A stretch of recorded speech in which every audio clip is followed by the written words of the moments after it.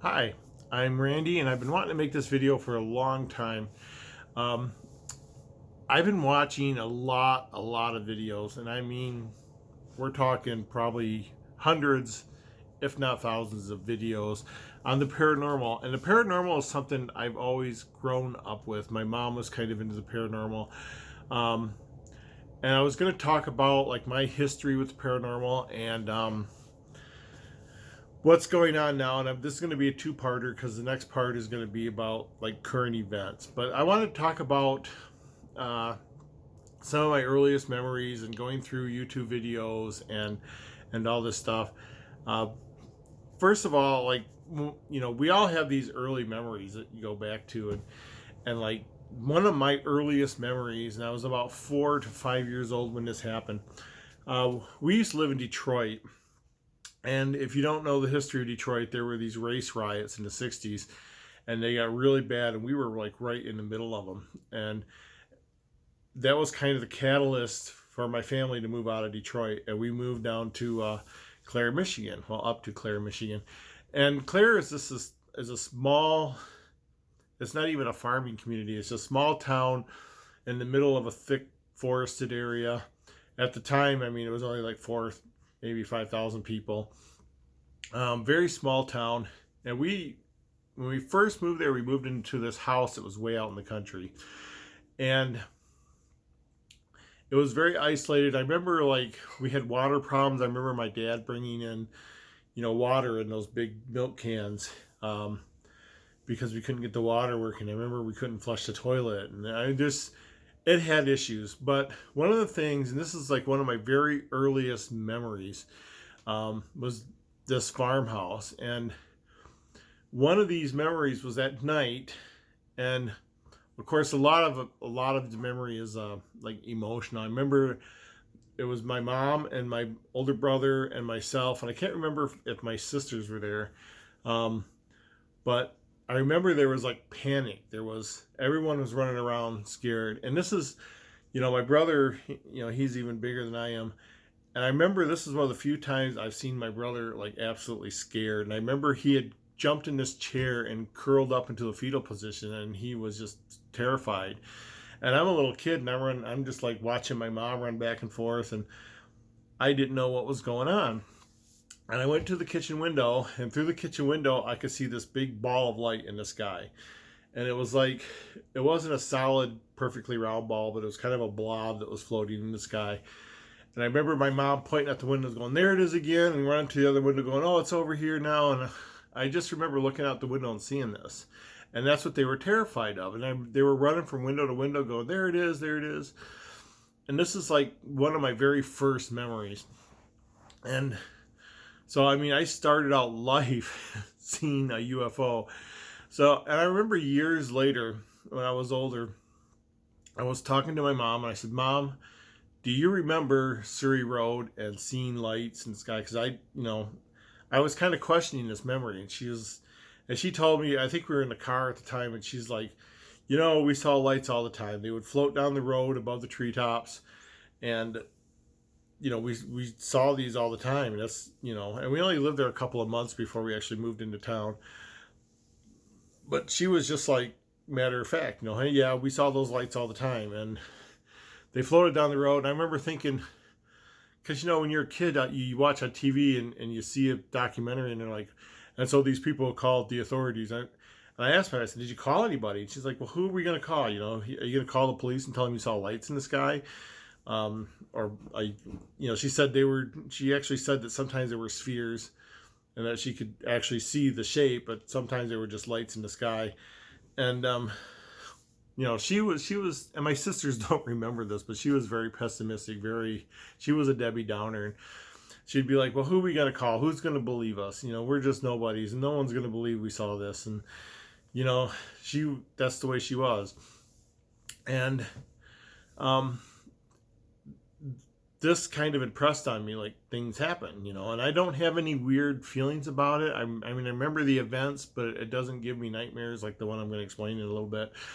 But it happened, and I remember it happening, and I remember the panic more than anything. I remember my brother being terrified, and my mom panicking, going back and forth. And this probably was one of the first times we saw the lights. But I mean, that's one of my first memories. And then growing up from that point, like I said, we moved into town. We lived into this house. It wasn't on the outskirts of town, but behind our house, we had a huge backyard, and we were sandwiched between a restaurant and a gas station. So we were like the only house in this area. And at night, it was deserted because the restaurant would close and the gas station would close. These were the times when everything closed at 5 o'clock, you know. And behind our house, we had a huge backyard. There were railroad tracks, and beyond the railroad tracks was a industrial park that was never used. So it was just like fields and forests and stuff. So nothing behind our house. And it was just it was a great playground for kids. And back then, parents didn't watch their kids. I can remember riding my bike all over, going back in the woods and playing on the railroad tracks, playing at the gas station when it was closed. It was just a good time. But this house, when we lived here, and this is, I mean, we lived there for what, like, I think 12, 15 years. So I kind of grew up in this house, and a lot of my early memories are my mom subscribing. And, back then you had the National Enquirer, you had the Star, you had these really fantastic magazines that totally made stuff up. And back then there was no Photoshop. They would manipulate the negatives, and you could absolutely positively see that they manipulated the negatives. And my mom was a retoucher for a photographer, so maybe it was easy for me, but I could look at a picture and say, yeah, that's a fake picture. But they had the Bat Boy and UFO pictures. And she also subscribed to a magazine called Fate. Now, if you've never seen a Fate magazine, and this is going back to like the late 70s, early 80s, well, late 70s actually. And Fate magazine was this magazine that covered all sorts of paranormal events. Everything, from Bigfoot to UFOs to ghosts to poltergeists. And I would read these things religiously, and a lot of it was anecdotal evidence. And as a little kid, I didn't have these skills, these skeptical analysis. I couldn't. I just read the stories and believed them. And a lot of the stories were uncredited, like, they're the type of stories, apart from the ghosts and UFOs, people would write in and say, yeah, I lost my checkbook. Someone stole a check out of it, tried to write it, but I happened to be a cashier at a bank, and he just happened to chose me to try to cash this fake check that he stole. And, it's just coincidences like that, but like, it was just someone wrote in. They would just print it as if it was true without backing anything up. So a lot of it, looking back now, you have to take it with a grain of salt. But some of it was like, they talked a lot about Project Blue Book, because that was actually going on at the time, and they would have Bigfoot sightings, and this is just coming off the Patterson Gimli film, and just a lot of things.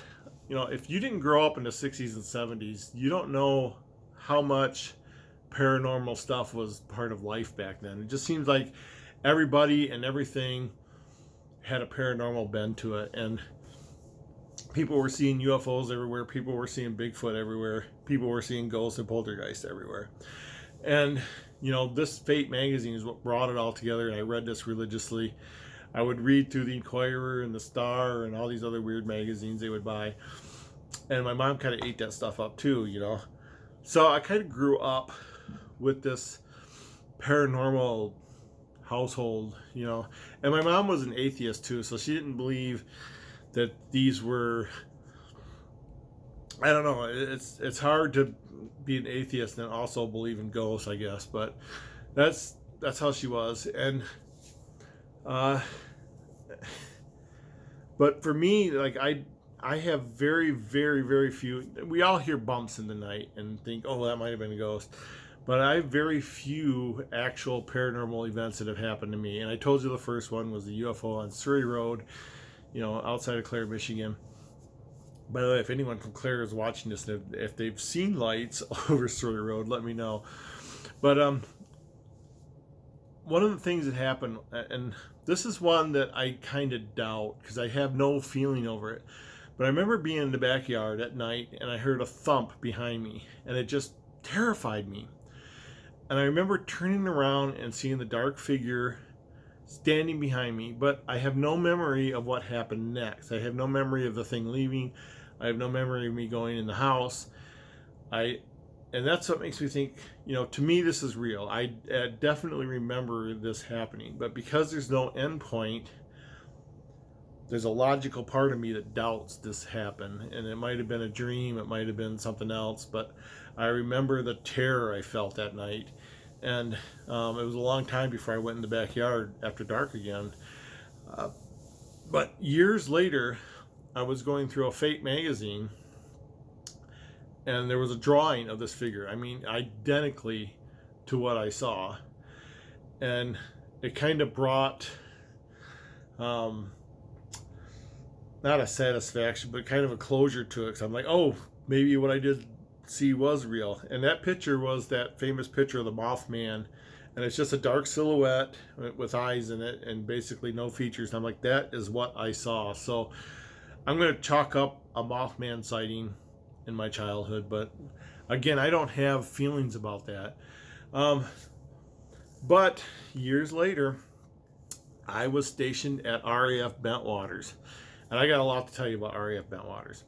So I worked the night shift, and the night shift, because you're locked in the bomb dump, and there's no way someone's going to surprise you. So during the day, if you have to move a bomb from a building to the inspection building, there's a whole checklist. I mean, there's a big, thick book of checklists where you got to get the bomb, you got to chain it down to a trailer, you got to move the trailer in a certain way and hook it up to the truck in a certain way, and drive a certain speed limit, and there's all these regulations for moving something from the building to the inspection building.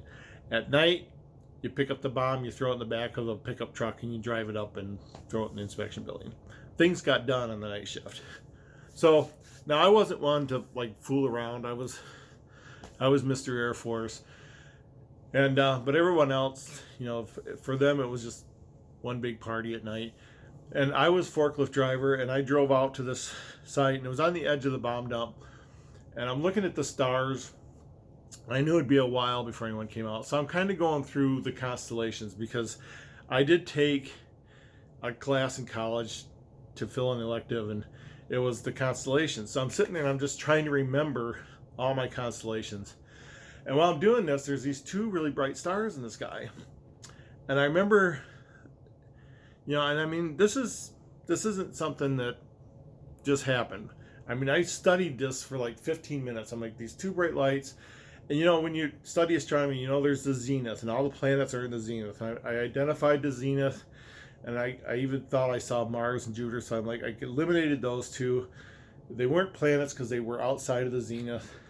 And as I'm looking, I noticed a third one that was kind of out of my vision. I had to lean way back. And I saw this third one, and I realized that the three bright lights formed a perfect equilateral triangle. And then that's when it clicked in my brain, this isn't normal. This isn't right.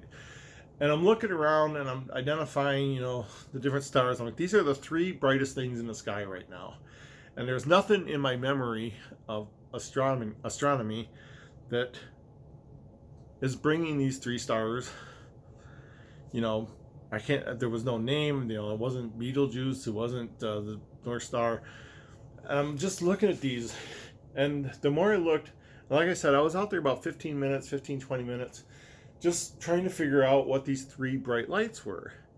And again, in my head, I'm like, well, could they be, we're on an air base, could it be an airplane, could it be a helicopter? And they were points of light. There wasn't any solid thing between them, and they were in three different places. There wasn't anything solid.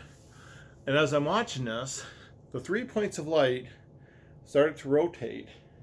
And they made one full rotation and then shot out to the horizon. And I remember I followed one about halfway, and I flicked my eye over and caught one over here. And I flicked my eye back to this one, and just as it disappeared over the horizon. And I mean, I was literally like, what the fuck? I was floored. I was flabbergasted.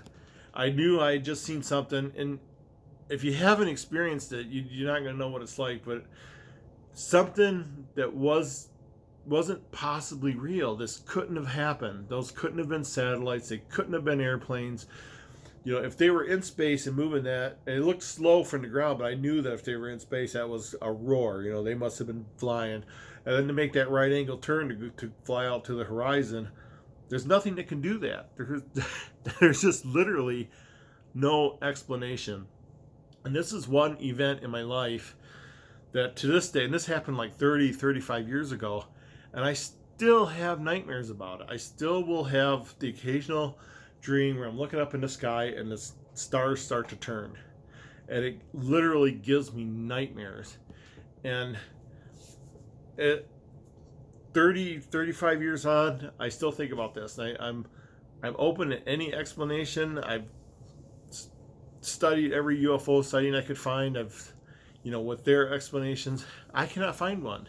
And when you see something that defies logic that much, I remember, like, it was about then that, the people started to arrive, and I'm sitting there in the forklift going, did you guys see anything? Did you tell me if you saw anything? And they're like, you act like you just saw a ghost. I was like, I think I did just see a ghost.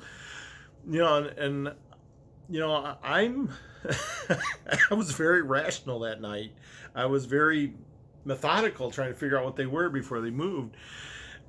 This is just burned into my brain as something that can't possibly happen, and I have no explanation for it. And it breaks your reality, and it messes with your emotion. I remember tingles down my spine for days after that.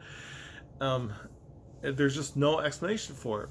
And then the fact that it happened at RAF Bentwaters, of all places in the world, just makes it that much weirder. And RAF Bentwaters is something I wanted to talk about because it kind of mirrors what happens with the YouTube videos I've been watching lately. So if you go back and you find an account of RAF Bentwaters that was written maybe a week after it happened or the night it happened, you will find that is 100% different than the stories you hear now. And being there and seeing actual written accounts of what happened at RAF Bentwaters, and seeing what they're saying about it now, because I've watched a lot of UFO documentaries. I watched one this morning, and hearing what they had to say about it, I'm like, these are two completely different stories. So let me tell you what happened, and I'm going to tell you some theories on this. Some patrolmen were at the back part of the fence at RAF Woodbridge, which is the sister base to Bentwaters. They were like a mile apart, and they had a road connecting them. And they saw something go through the sky, and they said it was a bright light, and it looked like molten metal was coming off of it, and it went through the trees. So they called their commander, who said, yeah, you have permission to go off base and investigate this. And I'm not sure how the base commander got involved, but he went out there with them. And while they were out there, they saw lights in the trees that they couldn't identify, and after a while, they went back on base. That's the story. That's it. Now, and I watched a special the other day where, there was dozens of people out there. One guy said he now dreams in an alien language because the craft that came down, and they actually said it broke the tops off trees. It had writing on the side. It floated down. It shot beams of light at them. It burned the grass. It was like a completely different story than what actually happened. And if you go back and find an account that was written within a year of that, and you'll see the difference between what they're reporting today. They're saying, they found debris that had writing on it, and there was cover-ups, and they were told not to say anything, and I'm like, that's ridiculous. So one of the theories I heard, and this makes a lot of sense, because when the commander went out there, he actually had a tape recorder with him. And he recorded his voice. And I've actually heard this recording. And he says, look, there's the light. And then, it's gone again. Where could it have gone? And look, there's the light again. It's gone. And a couple of seconds later, look, there's the light again. And if you time this out, it's intervals. It's perfect intervals, and it perfectly matched. And I can't say I've read this before, but I remember I've heard the tape recording, and they are perfectly spaced, and it perfectly matched the lighthouse at Orford, which is miles away. And someone actually like timed it, and they were like, every time he says, "Look, there it is again," that's when the lighthouse was sweeping the forest. And the that very night, and this is documented, you can Google this. There was a satellite making a re-entry over England, and if you've never seen, like I've seen bright meteors that break apart as they come through the sky, and it does look like a bright light dripping molten metal. And I can imagine that if a satellite was coming through, it's going to be breaking apart. It's going to look even more like a bright light dripping molten metal, just on the little pieces that fly off. It sounds horrible, but if you see videos of the Challenger disaster stuff, that's kind of what it looks like. So, and I've heard this theory that in fact, I just heard this a couple days ago, where some UFO sightings can be seen as 2 or 3 events that if any one of those events happened individually, no one would have thought anything of it. But when these events come together, people don't see them as 3 individual events. They see them as one event. And this made so much sense at Bentwaters, because they would have saw this light dripping metal, and they would have saw it going through the trees. And without a frame of reference, you can't tell if that's miles up in the sky or through the trees, because all they would have seen was it like dripping through the trees. And then when they went out there and then the lighthouse started flashing, they just would have connected in their brains that this was the same event. But it wasn't. It was 2 separate events. And the thing about the lighthouse is it's miles away. And if you're on base is very well lit up. It's lit up like daytime, and you don't see the lighthouse. If it's slightly foggy, if it's raining, if there's any weather going on, you don't see the lighthouse. So it makes sense that if they're off the base for the first time and in the darkness of the forest, they're going to see this lighthouse, and they're going to it's something they've never seen before. And then coupled it together with this light they saw flying in the sky as 2 events that come together that they've attached. And when you read really early accounts, I wish I could find this. Maybe I'll try to look it up. But when you hear this audio recording of there it is, oh it's gone, there it is, oh it's gone, it perfectly matches the lighthouse. And there's no doubt in my mind that this is what happened that night. But now, after 30 years, this guy saw writing as it broke trees. I worked in the nuclear weapons area, and I have, in the 3 years I worked at Bentwaters, I have never seen a Geiger counter. And you're going to be like, well, how can you have nuclear weapons and not have a Geiger counter? Well, we didn't. We had badges, and we had these things on the wall, and once a month they would measure those and see if there was any radioactivity in them. There was no Geiger counter. So to say that they went off base and they happened to have a Geiger counter on them, I mean, to me, that's just so ridiculous. What security patrol is going to be patrolling with a Geiger counter with them? And to say, yeah, we had elevated levels of radiation. And to me, this is like breaking reality. This isn't how the Air Force worked. This isn't how the security patrol worked. Nobody had a Geiger counter. I can almost guarantee that. And if they did, they must have dug it out somewhere, and it probably hadn't been used in years. But I don't know. The whole point about the Geiger counter is I don't believe it. And that was the next day. They went out the next day and they found elevated levels of radiation in the wood. They also found imprints in the ground. But I remember seeing them talking to a farmer, like, yeah, animals do that all the time. I could, you can walk through the forest and find these imprints all over the place. But they found 3 imprints in the ground. They're like, oh, this is where it landed. And like I said, now if you look at it, there's writing, they saw aliens, they made contact, and this one guy was talking about how he now dreams in a alien language that he can't understand, and he wakes up and he tries to write it down, and he's got notebooks filled of these weird symbols, and I'm like, none of this happened. Over the years, this has just ballooned and grown till it's completely different than what happened that night, and this mirrors the YouTube videos, kind of. And this is, so I started night shift about a year ago, and to pass the time on the night shift, I would watch YouTube videos. And then I started watching paranormal YouTube videos, like the 5 scariest videos on YouTube.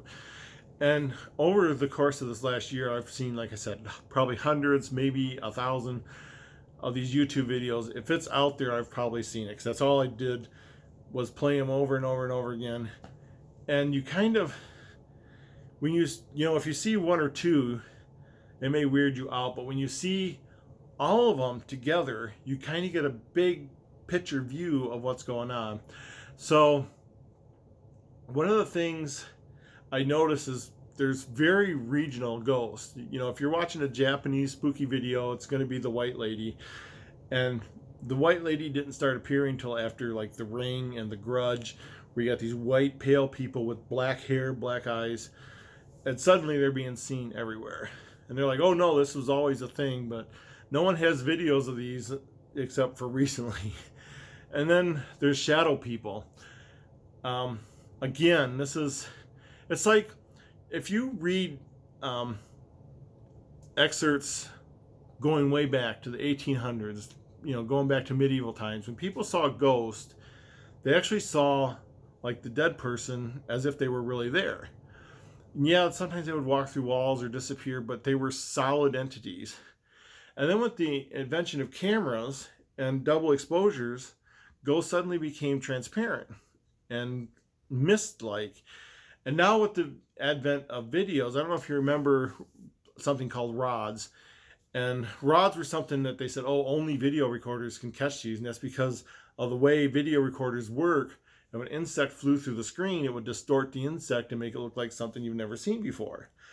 And, you know, once we stopped using VHS recorders and started using digital recorders, well, rods disappeared, you know. Oh, isn't that strange?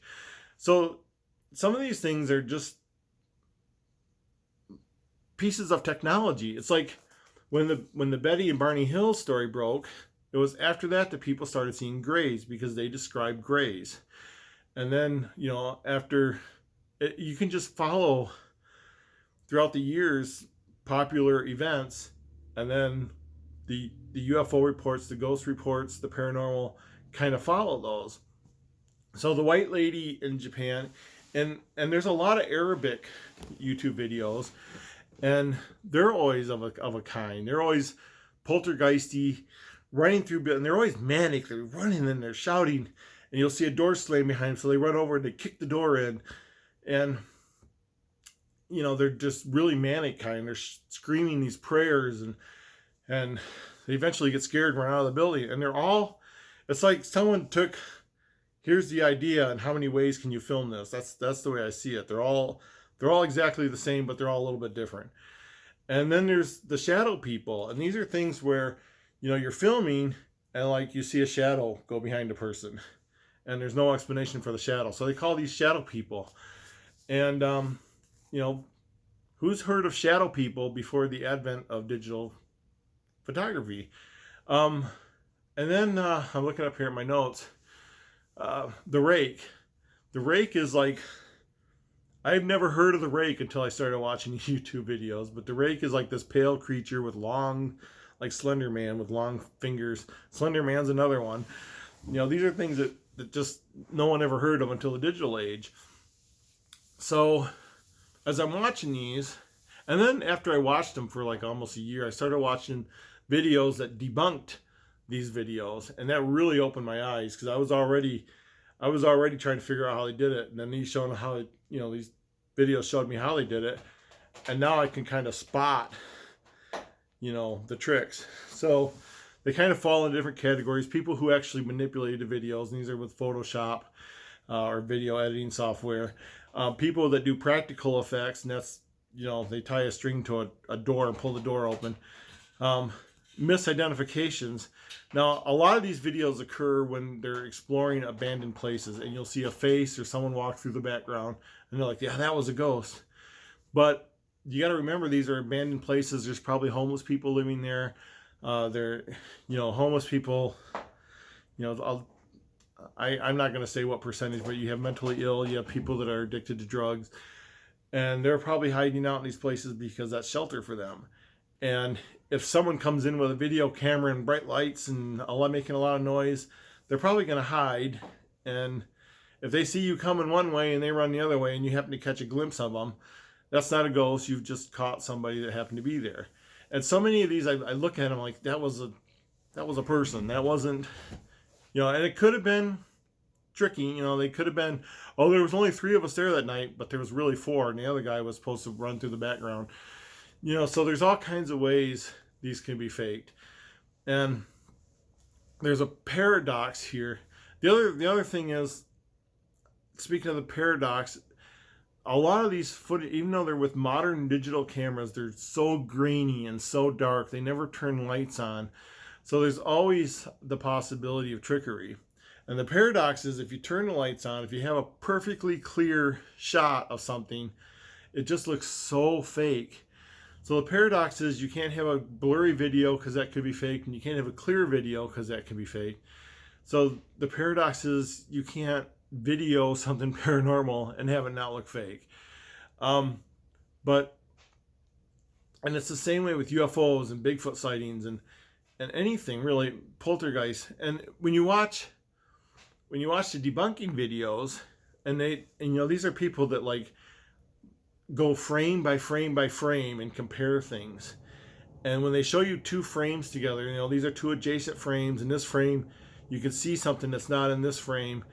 And then they'll show you what it's like to watch it in real time. And then you can spot, well, yeah, they masked something. They use Photoshop to mask out something that happened there. They masked out a hand or something.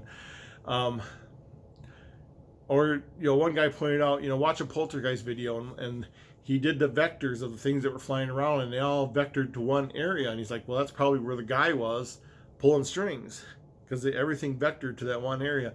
So there's things you can watch for and just say, God, that's fake.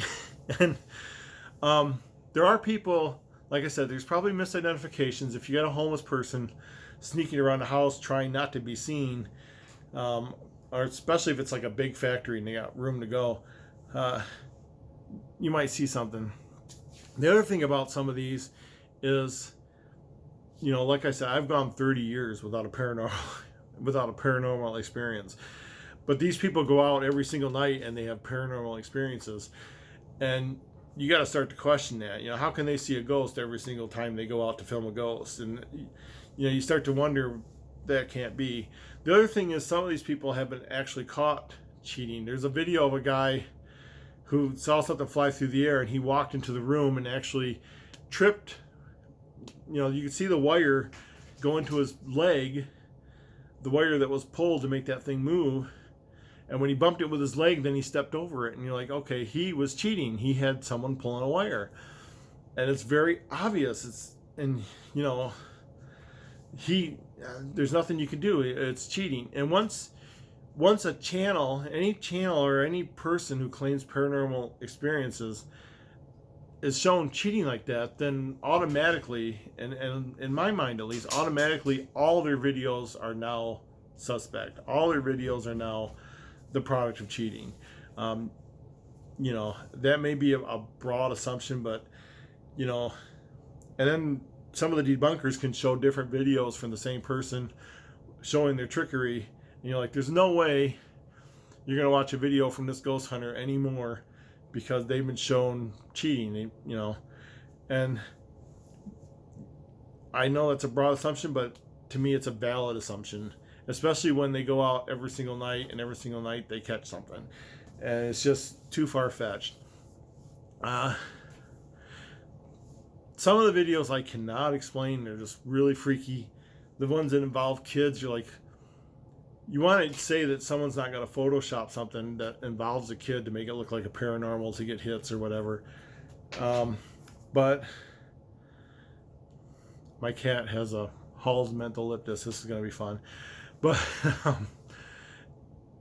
I guess some people would. And I mean, there's a video of this kid, like the kid was playing around, he crawls into a cupboard and he's playing with his dad and his hand comes out.